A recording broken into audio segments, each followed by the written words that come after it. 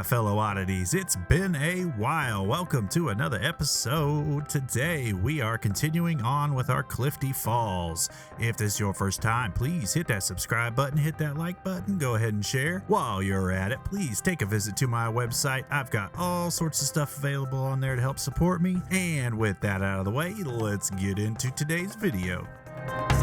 So, first thing to get out of the way is that this camera angle just plain sucks. I just got a new camera and I am going to be playing around with some new angles and views, so please just be patient with me and just go along for the ride. I will eventually find a setup that works great and I'll be able to do all my zooming in and all the other stuff that I normally do to help you guys see the details. But for now, this video is just going to be a little kind of blurry at the beginning, and then at the end I pretty much block the entire thing, so it's kind of hard to see what I'm really even doing. But it's mostly just small details with some really dark raw umber and a comb brush and some rake brushes, so it's just a lot of small details. So do your best to follow along. I know it's not very easy with this angle, but I promise I will be improving over the next few videos.